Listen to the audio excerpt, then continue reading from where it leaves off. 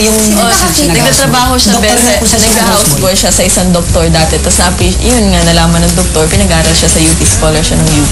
Ako talaga kay Angelo ko talaga. Ako talaga. Inisip ko talaga yan. Nung una pa lang kay Angelo ko talaga. Scholar ka pa eh.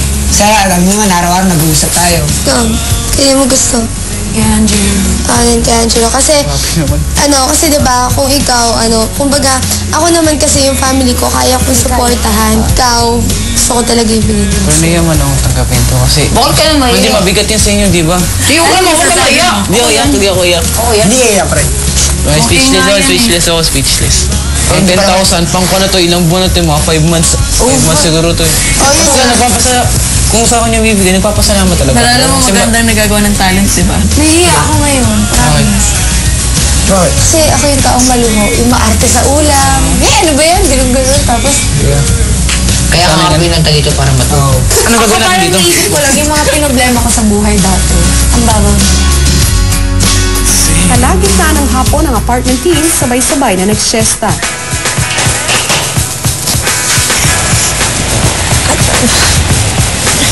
Ay, grabe. Tulog kayo ng tulog, ha? Kaya naman si Joe,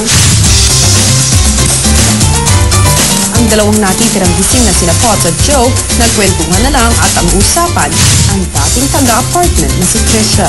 Ito yung pinaka-best friend dito ni Trisha. Trisha? Sige. Sabay kayo mag-patient. Kaya minsan pero buti naman wala siya nakakaaway dito sa loob. Hindi mo lang, yung pag nainis siya, nagtatawa na siya. Parang yung nag-rap-rap. Akam dyan kasi, na-stuck ako sa kanya eh. Sobrang gutom! Sobrang gutom! Samantala, ang pinag-uusapan nilang si Trisha, kakwentuhan na si Yong. Ay, yung baon na yun. Morning! Alam niyo ba ako, parang malapit pa kami nag-away ni Romeo dahil dun sa goat na yun. Naasar ako. Siya, niloloko-loko niya ako. Tapos, pag nagagalit ako, magagalit din siya. Eh, sabi ko sa kanya, hindi yun funny. Sabi kong Brennan, okay na ngayon. Medyo araw-araw, kasi nagbabarahan kaming dalawa eh. Hindi pala kayo magkasama. Sige, magkasama. Hindi, siya napipikon kasi siya eh. Yung gumagano. Minsan. Minsan ako naman yung napipikon. Pag sobra na. Yung pag lahat na sila. Pero sana okay na yun dyan, sabi ko. Dito kasi medyo na too late na then, di ba pag kanyari na ano na sa mga ganun. Yun na, mahirap na tanggal. Bawiin. Yeah. Halimbawa, napakita mo na ganito ka. Ang hirap na magpakabait, di ba? Siraulo na kasi dito. Walang matino. Lahat sira. Oh, ha?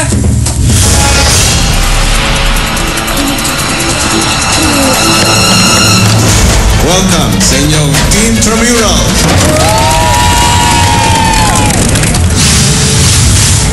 Lasting moisture. Kaya may magkahiwalay na kinausap ni Kuya ang mga nominadong sina Michael at Patrick para sa isang mahalagang anunsyo. Gaano kahalaga ang leadership? Sa'yo po nakasalalay yung team, parang kailangan mo po talagang gawin na mabuti yung ginagawa niya para yun nga po, para manalo yung mga ganun po. Kaya mong mamuno ng isang team? Opo, Kuya. Tatagapin mo ba ito? Opo, Kuya. Kunin mo ang task letter. Nandyan sa loob ng kahon. Magdudungdali ang dalawang bahay para sa Teen Tramurals. Sa mga hamong ito ay susubukin ang iyong lakas, bilis at tatag ng iyong samahan.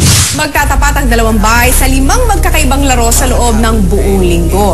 At kung sino man ang magkakaroon ng unang 3 beses na panalo, ang siyang makakapagbigay ng 10,000 pesos sa kanyang napiling beneficiary.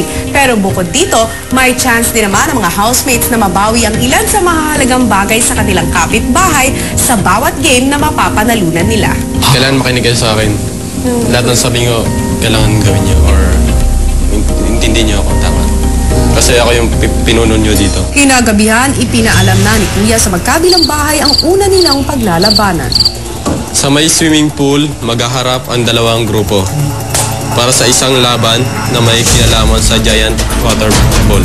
Bawat membro ng magkabilang grupo ay isa-isang papasok sa loob ng giant water ball.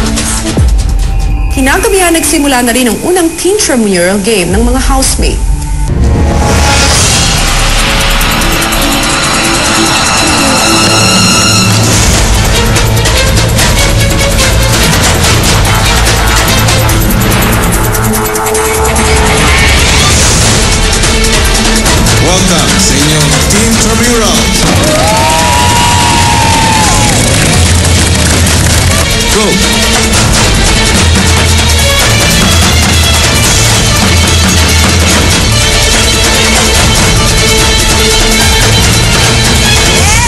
Alam kong kaya ko, nasa isip ko na mananalo.